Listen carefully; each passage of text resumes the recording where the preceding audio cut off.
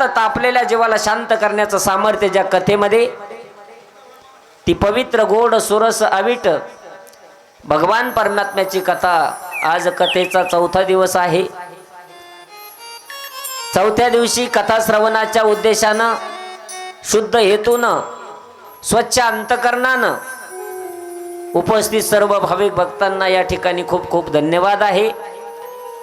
प्रभू रामचंद्रजीच्या पदस्पर्शानं पुनीत पावन झालेल्या या भूमीमध्ये संत महात्म्यांच्या साधनास्थळी जवळ या ठिकाणी आपण भाग्यवान आहोत की या ठिकाणी गोड अशी कथा या ठिकाणी आपण श्रवण करत आहोत।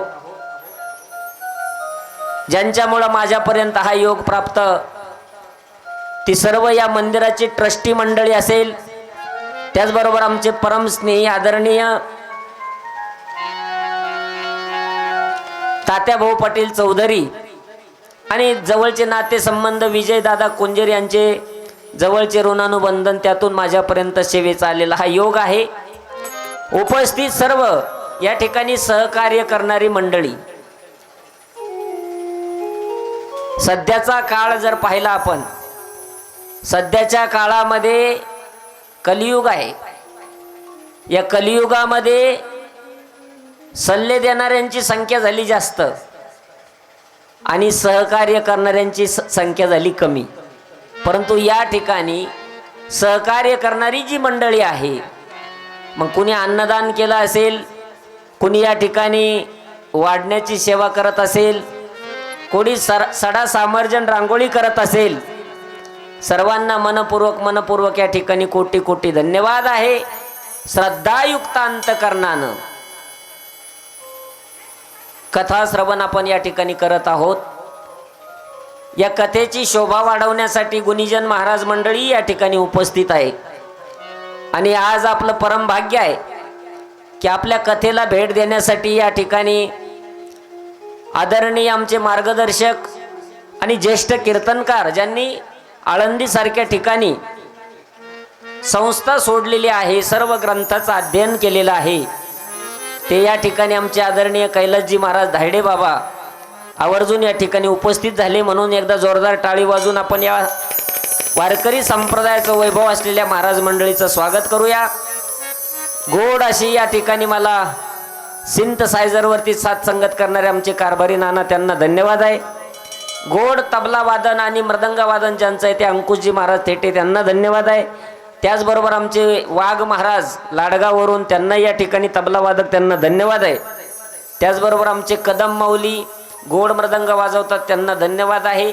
पॅडवरती साथसंगत करणारे आमचे कदम माऊली, त्यांना धन्यवाद आहे। गायनाची साथसंगत करणारे आमचे कैलास महाराज फाळके, त्यांना धन्यवाद आहे। त्याचबरोबर आदरणीय माझ्याबरोबर जे 20 वर्षापासून सानिध्यामध्ये आहेत ते राजेंद्रजी महाराज गोरक्षे, त्यांना या ठिकाणी धन्यवाद आहे। उपस्थित सर्व ट्रस्टी मंडळी, ज्येष्ठ श्रेष्ठ मंडळी, इथं पाहिलं तर दादा भेटले, काल परवा भेटले। दादांनी सांगितलं एका होणी बळी रे, अभ्यासू व्यक्तिमत्व आहे आणि म्हणून दादांना या ठिकाणी मनपूर्वक धन्यवाद देतो।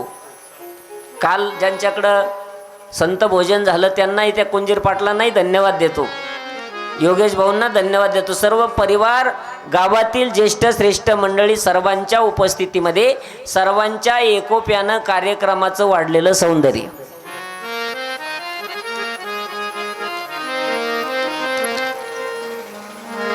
आपल्या अंतकरणातील भाव भगवान प्रभू रामचंद्रजीच्या चरणी आपल्याला अर्पण करायचं। हजारो वर्षापासून चालत आलेली ही रामकथा, मी काल सांगितलं की जिथं कालचा पेपर आज जुना होऊन जातो, कालच्या पेपरला आज किंमत नाही, परंतु हजारो वर्षापासून चालत आलेली ही परंपरा, रामायण की अमर प्रणीता कोमल श्रद्धा सुमन चढ़ावो, रामायण की अमर प्रणीत कोमल श्रद्धा सुमन चढ़ावो।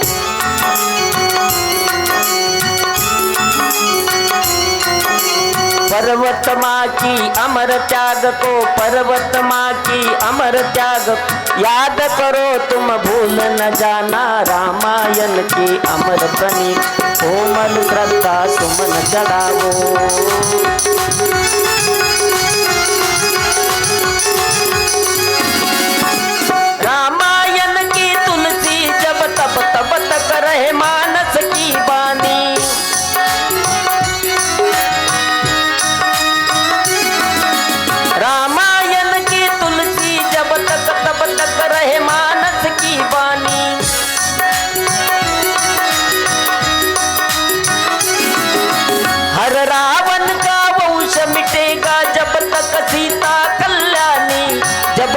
सीता कल्याणी, रामायण की अमर प्रणीता, कोमल श्रद्धा सुमन चढ़ावो रामायण पर्वत माँ के अमर त्याग को, पर्वत माँ के अमर त्याग याद करो तुम भूल न जाना, रामायण की अमर प्रणीत, कोमल श्रद्धा सुमन चढ़ावो रामायण की, कोमल श्रद्धा सुमन चढ़ा। जोपर्यंत चंद्र सूर्य आहे तोपर्यंत भगवान प्रभू रामचंद्रजीची ही कीर्ती। भगवंताचा अवतार म्हणजे एक बाणी, एक पत्नी, एक वचनी मर्यादा आहे। भगवंताच्या वेगवेगळ्या अवतारामध्ये वेगवेगळा फरक आहे बघा। काही वेळेला काही कारणास्तव भगवंताने अवतार घेतले, परंतु प्रभू रामचंद्रजीचा जो अवतार आहे तो जगाच्या समोर मार्गदर्शन म्हणून आहे। एक आदर्श राजा कसा असावा, माझ्या श्रीरामासारखा असावा। एक आदर्श पिता कसा असावा, माझ्या श्रीरामासारखा असावा। आदर्श पती कसा असावा, श्रीरामासारखा असावा। आदर्श मुलगा कसा असावा, श्रीरामासारखा असावा। आदर्श भाऊ कसा असावा। वरदान मागून घेतलं सावत्राईनं, तरी देखील प्रभू रामचंद्रजी एक शब्दही न बोलता वडिलांच्या वचनाप्रमाणे त्या ठिकाणी वनवासाला निघतात। केवढी शांती आहे, केवढं समाधान आहे। प्रभूचं जीवन हे अलौकिक जीवन आहे। जगाच्या समोर प्रभूनं त्या ठिकाणी आदर्श ठेवलेला आहे आणि म्हणून प्रभू रामचंद्रजीचा अवतार कार्य म्हणजे अलौकिक स्वरूपाचं आहे। कालपर्यंत आपण या ठिकाणी कथाभाग भरद्वाजींच्या समोर त्या ठिकाणी कथा सांगतायत। भरद्वाजींच्या अंतःकरणामध्ये जो संशय आहे तो मिटवण्याचा, त्या ठिकाणी पुसून टाकण्याचं कार्य याज्ञवल्क्य ऋषी करतायत। मग याज्ञवल्क्य ऋषीनं भरद्वाजीला ती कथा सांगितली जी भगवान शंकरानं पार्वती मातेला सांगितली होती। हेही आपण काल पाहिलं। पार्वती माता म्हणजे सतीच्या पुढचा अवतार आहे। अगोदर सती होती, दक्ष राजाच्या यज्ञामध्ये तिनं काय केलं, स्वतःच्या प्राणाची आहुती दिली आणि मग पर्वत राजाची कन्या म्हणून पार्वती जन्माला आली। त्या पार्वती मातेनं तपश्चर्या केली आणि तपश्चर्या केल्यानंतर त्या ठिकाणी भगवान प्रसन्न झाले। भगवान परमात्मा महादेवानं विवाह करण्याचं ठरवलं। महादेवाचा विवाहही आपण काल पाहिला। विवाहानंतर त्या ठिकाणी 2 पुत्र झाले। एक कार्तिक स्वामी आहे ज्याच्या हातून तारकासुराचा उद्धार झाला। एक आहे गणपती बाप्पा। आता गणपती बाप्पाला जो मान आहे, काय मान आहे गणपती बाप्पाला, तो गणराजा गणपती। तिन्ही देवाचा जो अधिपती आहे त्याचं नाव गणपती आहे। 3 गण आहे बघा। एक आहे मनुष्यगण, एक आहे देवगण आणि एक आहे राक्षसगण। या गणाचा ना आपला संबंध कधी येतो माहिती आहे का? ज्या वेळेला पत्रिका जुळवायची असते ना पत्रिका, त्या वेळेला गणाचा ना आपला संबंध येतो। नाहीतर आपल्याला माहिती नाही कोणता गण आहे। पण राक्षसगण, देवगण आणि मनुष्यगण या तिन्हीचा जो अधिपती आहे त्याचं नाव गणपती बाप्पा आहे आणि त्याला विघ्न विनाशक म्हणतात। म्हणून प्रत्येक वेळेला गणपती बाप्पाचा अगोदर काय केलं जातं, स्मरण केलं जातं। ज्ञानेश्वरीची सुरुवात केली ज्ञानोबरायांनी, तिथंही गणपती बाप्पाचं स्तवन केलं बघा। ओम नमो जिआद्या वेद प्रतिपाद्या, जय जय स्वसंवेद्या आत्मरूपा, देवा तुची गणेशो सकलार्थमती प्रकाशो, म्हणे निवृत्ती दासू अवधारी जोजी। प्रत्येक ठिकाणी गणपती बाप्पाला मान आहे। कुठलाही ग्रंथ असेल तो ग्रंथ गणपती बाप्पाशिवाय पूर्ण होत नाही। अगोदर साधं आपल्याला ऊसाची लागवड जरी करायची असेल तर आपण पहिल्यांदा काय करतो बरं, पहिल्यांदा काय करतो आपण, गणपती बाप्पाचं मंदिर तयार करतो, 3 वाडे एकत्रित करतो, मध्ये एक दगड ठेवतो, त्याच्यावरती गुलाल टाकतो आणि नारळ फोडतो, बरोबर की नाही? म्हणजे अगोदर मान कुणाला? गणपती बाप्पाला आहे. असा गणपती बाप्पा तिन्ही गणाचा जो अधिपती आहे, बुद्धीची देवता गणपती बाप्पा आहे. कार्तिक स्वामी आणि गणपती बाप्पा यांचा त्या ठिकाणी हे प्रगट झाले. आणि मग काही काळानंतर पार्वती माता भगवान शंकर त्या ठिकाणी बसलेले आहे. अतिप्रसन्न भगवान शिव आहे, समाधीत आहे, समाधीच्या सुखामध्ये आहे. आणि समाधी उत्थान झाल्यानंतर पार्वती माता वाट पाहते भगवान शिवाची. आणि मग पार्वती मातेनं विचारलं की माझा पहिला जन्म फुकट गेला, पहिला जन्म माझा फुकट गेला, मला प्रभू रामचंद्रजीच्या चरित्रावरती मी संशय घेतला. आता मला सांगा तुम्ही की प्रभू रामचंद्रजी म्हणजे निर्गुण निराकार ब्रह्म सगुण साकार का होतं आणि ते कसं होतं? आता ब्रह्म निर्गुण निराकार आहे. काही परंपरा याला मानत नाही, पण आमची सनातन हिंदू धर्म संस्कृती, आमच्या ऋषी मुनींनी साधू संतांनी सांगितलंय की निर्गुण निराकार रंग नाही रूप नाही नाही वर्ण छाया, निराकार निर्गुण तुची रघुराया. रंग नाही, रूप नाही, आकार नाही, उकार नाही, निर्गुण निराकार निसंग असलेलं जे ब्रह्मतत्व आहे ते ब्रह्मतत्व सगुण साकार होतं. बर कोणाच्या आश्रयानं सगुण साकार होतं? ब्रह्मतत्वाच्या पायथ्याशी काही गोष्टी अनादी आहे. कोणत्या कोणत्या? बरं, एक माया तत्व अनादी आहे बघा.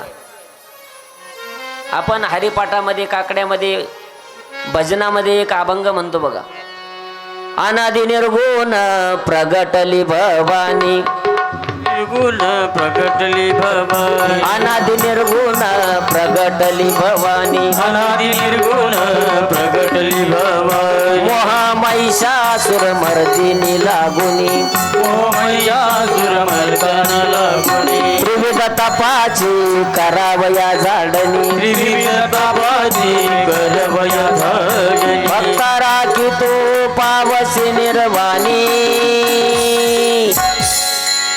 आईचा जोगवा जोगवा मागे, आईचा जोगवा जोगवा मागणे, आईचा जोगवा जोगवा मागणे, आईचा जोगवा जोगवा मागणे.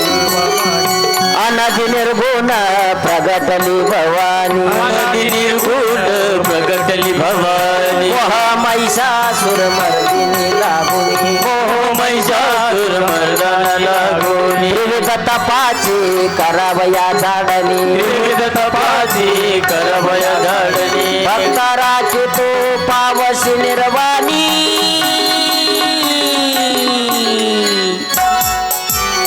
आईचा जोगवा जोगवा मागे, आईचा जोगवा जोगवा मागे, आईचा जोगवा जोगवा मागे, आईचा जोगवा जोगवा मागणे.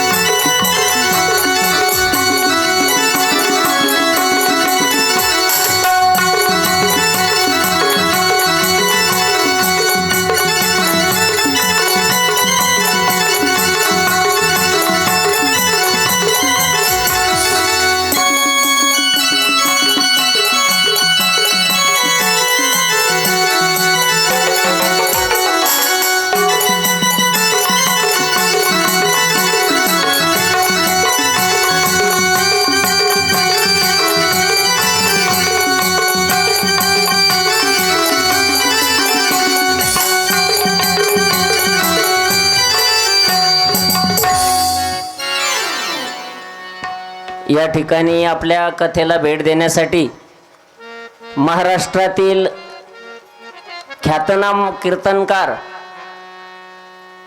आदरणीय नारायणीताई वागचौरे यांचं आगमन झालेलं आहे. एकदा जोरदार टाळी वाजवा, हात लावायला. जोरदार टाळीमध्ये आपण स्वागत करायचंय. बघा, वारकरी संप्रदायाचं वैभव आहे.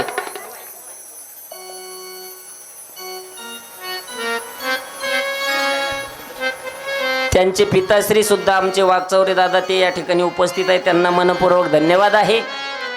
असंच संप्रदायाचं अविरतपणे कार्य. निराकार ब्रह्मतत्व सगुण साकार होतं. ब्रह्मतत्वाच्या पायथ्याशी काही गोष्टी अनादी आहे. त्याच्यामध्ये एक शिवतत्व आहे. एखाद्याला जर विचारलं का हो भगवान शंकराच्या शिवाच्या वडिलाचं नाव काय, नाही सांगता येणार. अनादी तत्व आहे. माया अनादी आहे. पण या मायेनं काय केलं, भगवान परमात्म्याशी म्हणजे ब्रह्मतत्वाशी सलगी केली आणि ब्रह्मतत्वापासून मायेपासून जो निर्माण झाला त्याचं नाव भगवान परमात्मा आहे. त्याला ईश्वर म्हणतात, त्याला प्रभू म्हणतात, त्याला कोणी गॉड म्हणतं. माझ्या मनाचं नाही हा. पती जन्मला माझे उदरी, मी झाले तयाची नवरी. हा अभंग बघा, कुठं अभंग आहे. त्याच्यामध्ये वर्णन आहे की या मायेपासून भगवान परमात्मा कसा निर्माण झाला. मग हे जग, एक जण म्हणलं मग हे जग कशापासून निर्माण झालं, तर हे महाराज अज्ञानापासून निर्माण झालेलं आहे. अविद्येपासून निर्माण झालेलं हे जगत आहे. म्हणून वेदांताचा मूळ सिद्धांत हा आहे की ब्रह्म सत्य जगत मिथ्या. ब्रह्म सत्य जगत मिथ्या हा वेदांताचा सिद्धांत आहे.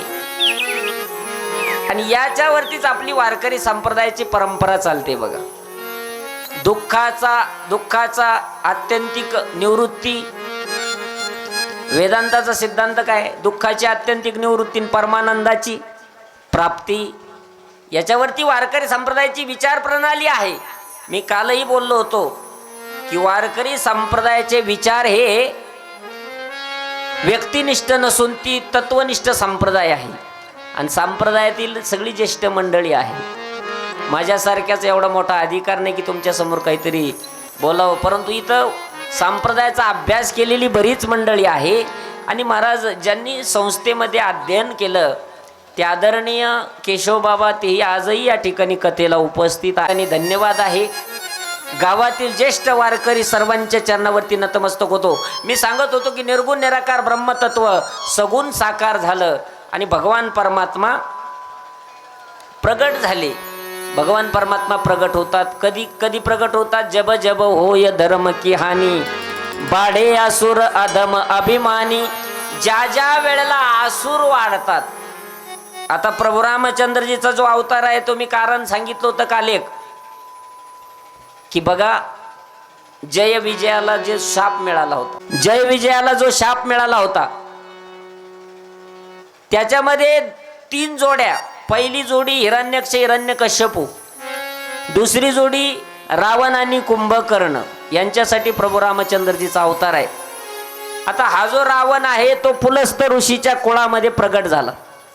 पुलस्त ऋषीच्या कुळामध्ये रावणाचा जन्म आहे. आणि मग रावण हा अहंकाराचं प्रतीक आहे. रावणानं एवढी त्या ठिकाणी भगवान शंकराची भक्ती केली.